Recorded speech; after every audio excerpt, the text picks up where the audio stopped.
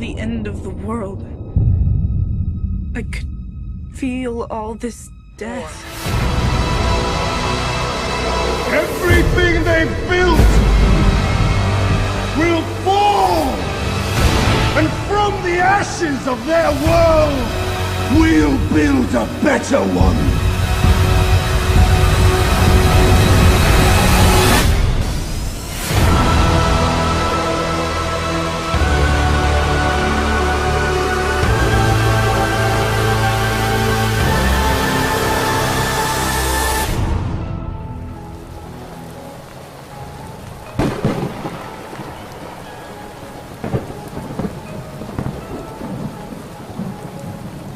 Very dangerous commute home. A storm hitting in the east, another one about to hit in the west. And in the south tonight, multiple tornadoes, the pictures just coming in. An EF1 tornado confirmed outside Miami, which means winds about 100 miles an hour. Drivers there on I-95 in the middle of it all. And you will see the rescues in a moment playing out elsewhere. Meanwhile, the chain reaction crashes further north. A mix of rain and sleet, a coating of ice in Pennsylvania. I-81 outside Scranton, trucks and cars colliding. We begin tonight with ABC's Gio Benitez live along the West Side Highway here in New York City tonight. Gio, good evening. David, good evening to you. This storm has been pounding the East Coast all day long, from tornadoes in the south to dangerous high winds right here in the Northeast. Tonight, a dangerous commute home in the Northeast. In Philadelphia, winds over 50 miles an hour, knocking over this tractor trailer on the Walt Whitman Bridge. The threat extending all the way south. A violent tornado captured on camera in Pompano Beach, Florida. Watch as this driver approaches a massive twister. The street becomes an obstacle course. Security cameras catching the storm move in. Planters and debris becoming projectiles, even destroying that security gate. In all, 20 reported tornadoes across 5 states in 24 hours. Near Pensacola, a miraculous rescue. An elderly woman pulled from under the rubble after a tornado hit her home. The rescuers forming a human chain to get her out. Hallelujah! Just north of Scranton, Pennsylvania, a massive pileup. 8 tractor trailers slamming into each other on black ice and crushing small cars. Incredibly, only minor injuries. I'm all shaken up, but from what I've seen, it's a miracle. And further north in Rochester, New York, whiteout. Nearly 18 inches of snow, making for a harrowing commute. Horrible. The wave's coming down now, fishtailing all the way down. In the air over the past 24 hours, more than 2,500 flights canceled and counting. More than 200 people stranded at the Philly airport, including a high school band from Michigan spending the night at the terminal. And David, you can still see it. The wind is still gusting here in New York. But the real concern tonight is flooding. And when temperatures drop, icy roads. And of course, as you know, that is what causes all of those accidents. Southern Florida is bracing for more potential severe weather today. The National Weather Service is looking to see if a tornado ripped through the Miami area earlier today. Look at the damage here. Aerial footage taken above a junkyard. The storm crushed cars, which you might think if it's a junkyard, maybe they actually helped out the folks there. But at any rate, the buildings, not so much, and even toppled trees throughout the region. Look at the mess. Ted Scouten from our Miami station, WFOR, is in Hollywood, Florida. It's just north of Miami. What's the damage there where you are, Ted? Well, Contessa, right now we're waiting to find out if this was a tornado or not that touched down. A lot of what we have here are trees down. Take a look here. These trees, there are 2 trees that fell over here. This is actually, it fell onto a trailer. The trailer that we're talking about is right over here. When it happened, the husband and wife were inside of the trailer this morning. That was around 7:30 or so. When it happened, the tree fell in the trailer as the husband was laying on the couch. The wife had just gotten up to change the channel when the roof all of a sudden collapsed, along with the tree coming inside of the trailer. When that happened, the husband rushed over to his wife. She was buried. He said he had to use his body kind of as a jack to get that debris up off of her. He finally was able to do that. Shortly after that, they tried to get out. They weren't able to because the doors were blocked.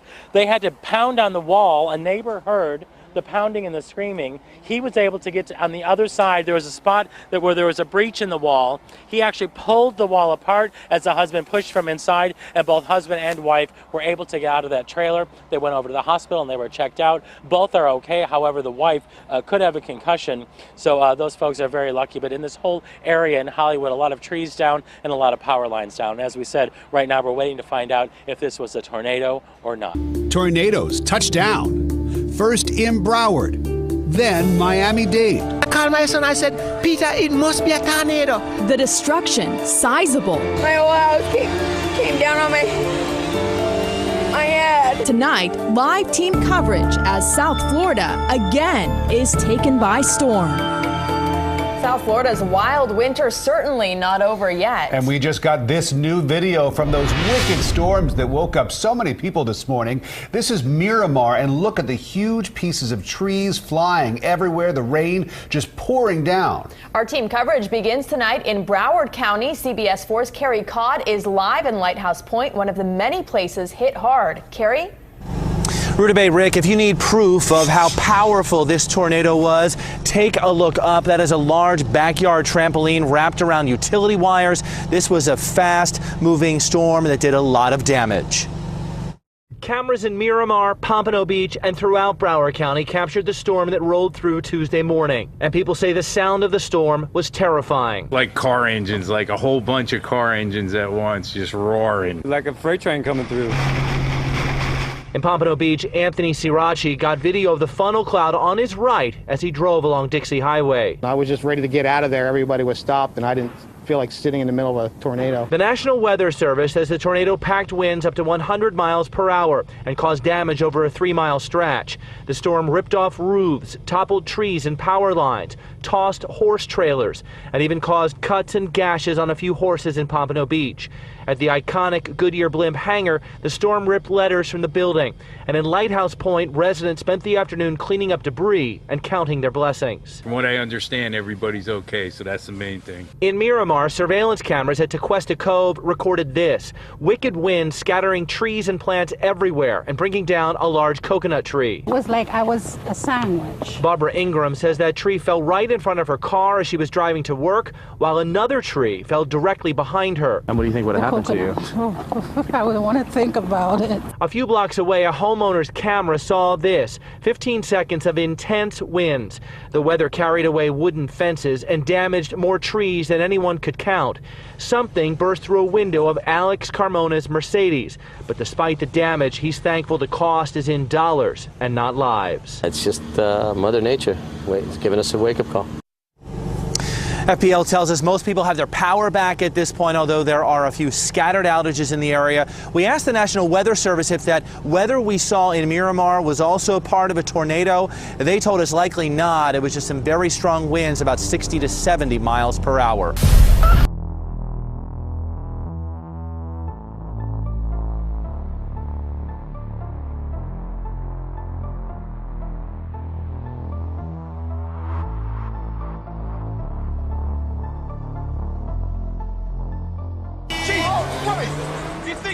Hillary Clinton? That's it. What? Hillary Clinton, the 42nd president. Oh, she'd be the 43rd president. All right, but who's the 21st? I don't know. You don't know? No, I don't know. You know? No!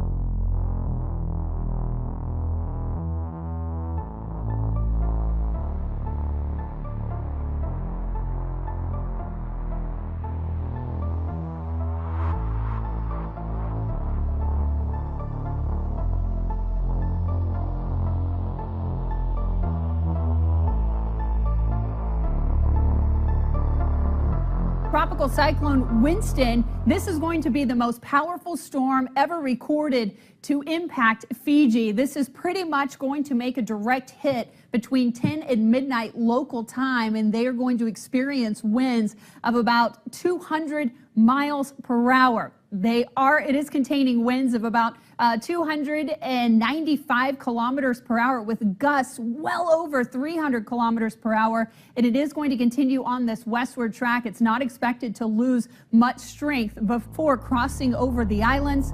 And it is going to finally make that dive down to the south. But this is going to be a very, very powerful storm. Not only the winds, but also the rain. We are going to see the potential for extreme flooding as well as storm surge in the next 12 hours. Racing to get out of the way of Cyclone Winston, the strongest storm on record to hit Fiji. It's been battering the outer eastern island of Tavi-Ini with high winds and heavy rain. A nationwide curfew was imposed at 6 p.m. local time. Many islanders opted to stay at home rather than go to government shelters. But many buildings are flimsy and may not withstand such powerful winds. The volunteers of Fiji Red Cross, with the support of the International Federation of the Red Cross and Red Crescent Societies, have been constantly in contact with the communities where the anticipation of the highly likely places where the cyclone might hit, the communities are well prepared. Rough seas across a wide area are also endangering boats and ships. Fiji is an archipelago of more than 300 low-lying islands, prone to sea surges and flash flooding. This massive storm is slow-moving and likely to dump lots of rain on land, destroying crops. Water was already crashing over the sea wall in the capital Suva earlier in the day. Further along the coast at Pacific Harbour, Spain's national rugby sevens team helped their resort create a sandbag barrier to limit damage. Yeah, we're scared. People living in Nadi, the third largest city in Fiji, have prepared as best they can. Most of the shops are closed. They already stock up their stuff as well. There's big queues on the ATM because locals are getting all the cash they can from the bank. But there's only so much islanders can do to prepare for such a massive storm, bringing its full force to some of the most populated parts of Fiji overnight. Of now what it actually feels like to be in this cyclone. We can speak to we're joined from Suva by the journalist Natani Rika, and we can speak there to him. Natani, tell us, is the cyclone weakening at all, or what's it like there now?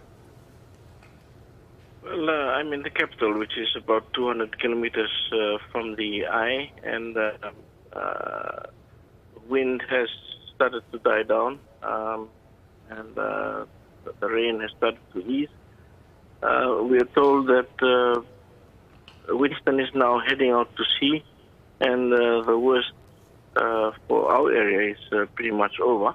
But I think it won't be until the sun is up in the morning before we are able to see the extent of devastation left by this Category 5 storm. Now, the government has said that evacuation centres have been operational. Did you go to one of these, or did you ride this out in your own home? We had to ride this out at home. There are 758 evacuation centres open across Fiji, but there is a nationwide curfew in place, has been in place for the last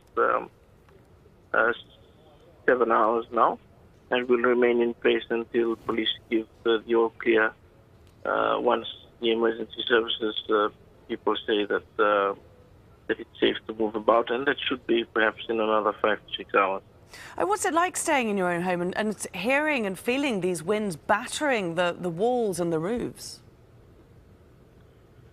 I suppose living in the tropics, you get used to it after a while, but this one has been pretty bad.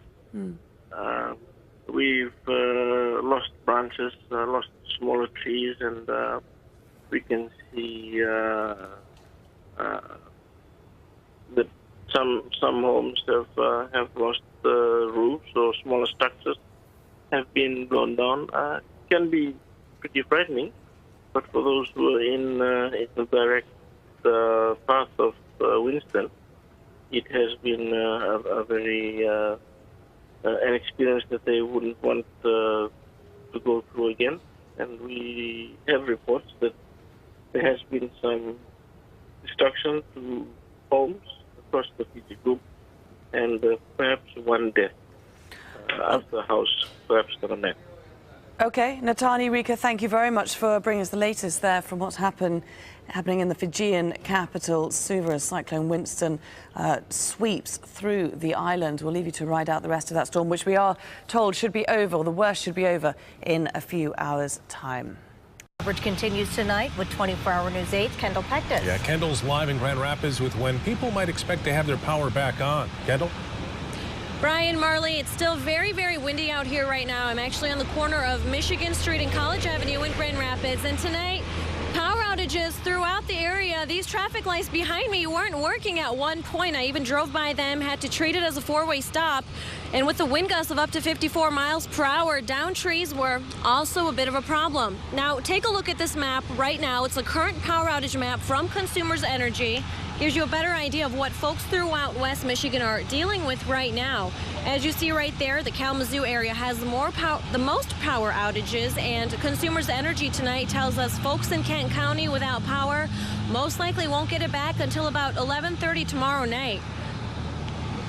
Now, some local businesses were also impacted today. I talked to an owner today of a local business in Norton Shores, the owner of Dog and Suds.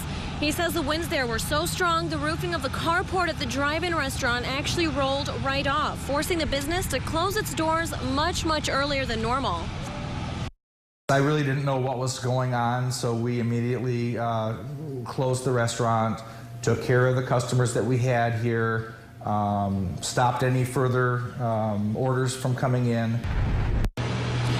And if you do have any travel plans, make sure there aren't any delays at the airport. We've confirmed from the Kalamazoo Battle Creek International Airport that a flight that was bound for San Francisco was delayed tonight. We're live in Grand Rapids. Kendall Pectus, 24-hour News 8.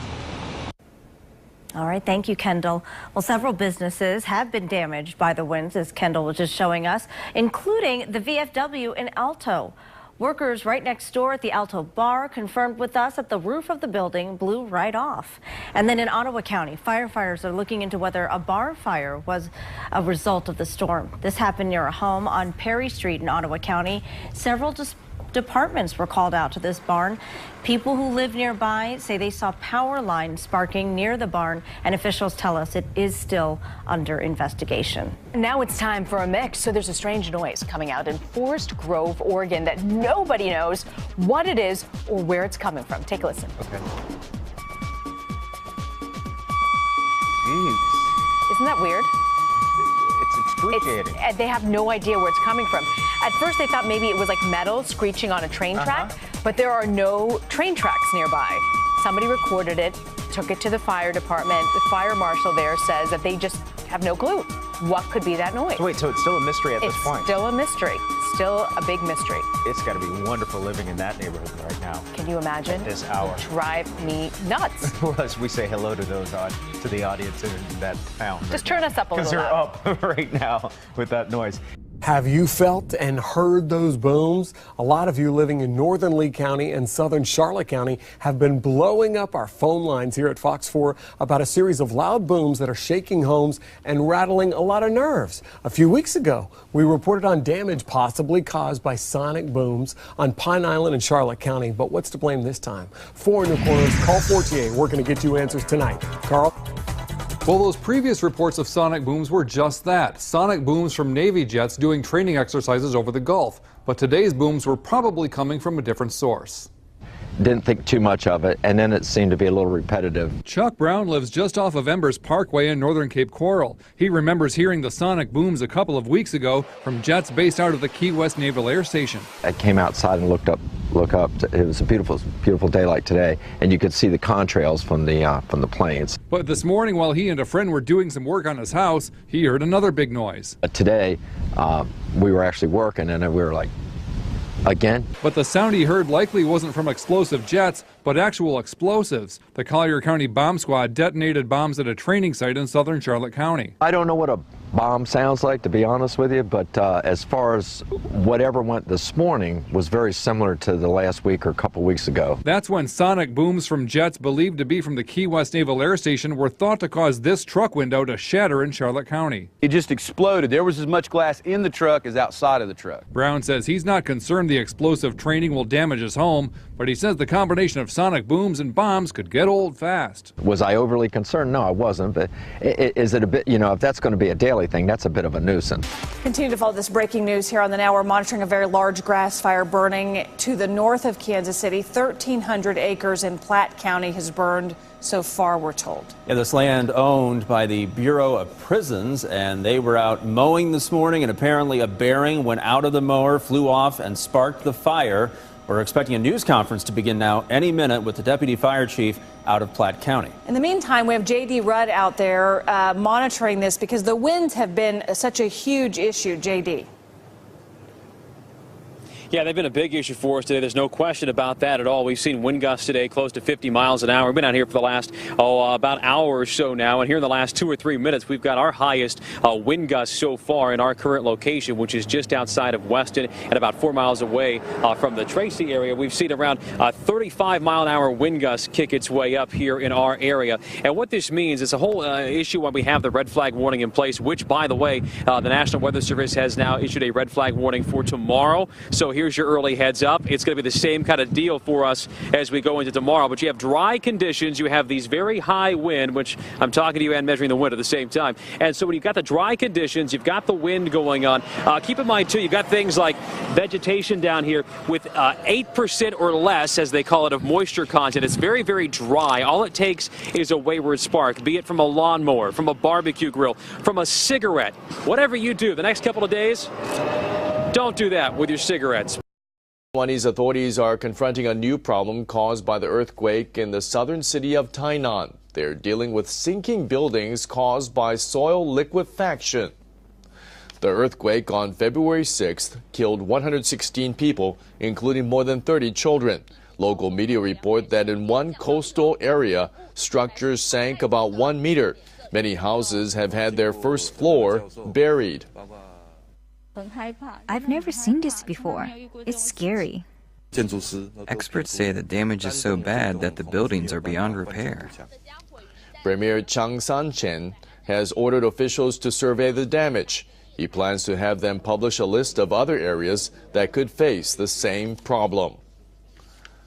We're watching a developing story right now, learning of a deadly attack in the capital of Turkey. Officials say a car bomb exploded near a military housing complex in Ankara, killing at least 5 and injuring 10. CBS News foreign correspondent Holly Williams joins us on the phone from near the border of Turkey and Syria. Holly, what are you learning about this attack? Well, Contessa, the explosion apparently hit a convoy of military vehicles near military headquarters in Ankara, which is the Turkish capital. So it may be that this was a targeted attack on Turkish military personnel. Now, video posted on the internet shows a big plume of smoke hanging over the city. And Ankara's governor said that this was a suspected car bomb. And he said that the death toll at this point is 5 with 10 wounded. If this was indeed a terrorist attack, no group has so far taken responsibility, but it follows a spate of terrorist attacks in Turkey in the last few months. In the town of Suruç in July, more than 30 people were killed by a suicide bomber. Also in Ankara in October, more than 100 people were killed at a peace rally by 2 suicide bombers. And in Istanbul last month, 12 people died, most of them foreign tourists. Also the work of a suicide bomber. The Turkish state, in each of those cases, either stated or suggested that the attack was the work of ISIS, but ISIS did not claim responsibility for any of those incidents. It's also worth pointing out that the Turkish state is engaged in a deadly conflict in the country's southeast with Kurdish militants. And in the last few days, Turkey has also shelled Kurdish groups over the border in Syria. But as I said, if indeed this is a terrorist attack, as it very much looks, no group has taken responsibility. All right, Holly, thank you very much. Appreciate the information that you're gleaning now, and certainly there will be more to come as more details become available. We're following breaking news in the fight against ISIS. American warplanes targeted a high-value target in a major strike this morning in Libya. A local leader says the airstrike killed at least 40 people. Jonathan Vigilati is tracking this unfolding story from London. Jonathan, good morning. Good morning. According to U.S. officials, the airstrikes targeted a senior Tunisian operative linked to ISIS attacks in Tunisia last year. A U.S. defense official tells CBS News that target Noureddin Shoushani was likely killed. Shoushani is wanted in connection to a March attack at the National Bardo Museum, where 22 people were killed, and another attack in June when gunmen stormed a Tunisian beach popular with Western tourists, killing 38. The airstrikes come as the White House and Western allies struggle to contain ISIS. Just this week, President Obama said the U.S. would go after ISIS in Libya wherever they appear. Much like Syria and Iraq, the terrorist group has made their presence known in the country, carrying out several gruesome beheadings, including this one last February, allegedly showing militants killing Coptic Christians on a beach near Tripoli. Libya has been a growing concern since political unrest began 5 years ago. U.S. defense officials say around 5,000 ISIS fighters are now in the country, and the U.S. considers the target of today's attack a key figure in ISIS operations there. Nora. All right, thank you, Jonathan. Pope Francis taking on Donald Trump, saying, quote, "A person who builds walls is not a Christian." The Holy Father talked to reporters on the plane while leaving Mexico. And here's what he said about the Republican presidential frontrunner. Ma grazie a Dio che ha detto che io sono politico perché Thank God. He said I was a politician because Aristotle defined the human person as animal politicus. So at least I am a human person. As to whether I am a pawn, well, maybe. I don't know. I'll leave that up to your judgment and that of the people. And then, a person who thinks only about building walls, whether they may be, and not building bridges, is not Christian. This is not in the gospel.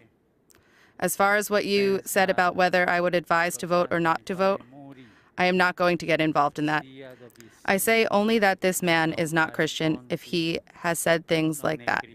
We must see if he said things in that way, and in this, I give the benefit of the doubt. When Donald Trump deals with protesters, get him out. He doesn't mean out of the country, but for those who want to voluntarily leave. Hi, Americans. Donald Trump may become the president of your country. If that happens and you decide to get the hell out of there, might I suggest moving to Cape Breton Island? First of all, where is Cape Breton? It's in Nova Scotia, along Canada's eastern coast. Boy, is it beautiful. And nobody has a handgun. Cape Breton radio DJ Rob Calabrese is no Donald Trump fan. His If Trump Wins website started as a joke. Come on up to Cape Breton, where women can get abortions, Muslim people can roam freely, and the only walls are holding up the roofs of our extremely affordable houses. There are answers to questions like, how do I immigrate to Canada? Though often, they want to know if they can bring their cats to Canada. The website has been flooded with hundreds and hundreds of inquiries. Would you consider moving to Canada if Donald Trump were elected president? I'm thinking Berlin. I would do it in a heartbeat. I would. No. I'm an American. I'm going to stay here no matter who's president. I'm moving to Europe if he's elected president. But in Cape Breton, they need people. Absolutely. We have an unsustainable population decline. Housing is a bargain. We saw 3-bedroom waterside houses selling for $200,000, even $25,000. Sure, Rob has gotten some angry emails from Trump supporters. Why would anyone want to move to Canada, especially some isolated, known-for-nothing place like Cape Breton? Well, it's known for something now. Cape Breton's motto, your heart will never leave. Get him the hell out of here, will you, please? Jeannie Mo, CNN. Bye-bye. New York. At 5:30, mystery in the sky. A Macomb County neighborhood discovers a tar-like substance on homes, cars, and driveways. They have no idea where this stuff is coming from, and they want answers. 7 Action News reporter Anu Prakash joins us live with the latest. Anu. Well, some people who live in this area were thinking that maybe that mystery substance was coming from a military kind of aircraft since Selfridge Air National Guard Base is so close by, but Selfridge says it doesn't look like it. What is this stuff that has landed on driveways, cars, and porches in Harrison Township? Paul Schluto came home to find this black stuff splattered all over his property. He says he can't seem to get an answer from anyone. you feel almost like a lost cause. But this afternoon, fire officials came out to collect samples of the mystery substance. It's been found on another 5 to 7 houses on Ballard and Edmond Streets. The fire chief says it's not bird droppings, but it's hard to tell what it is. There was a concern that it was a flammable liquid, and it wasn't. It's more of an ash-type consistency that has a little bit of, it seems to have an oily type consistency as well. Some residents think it could have come from a plane since Selfridge Air National Guard Base is so close by. But Selfridge now says there's no indication this substance came from any type of military aircraft. There's health concerns. I don't know what it is.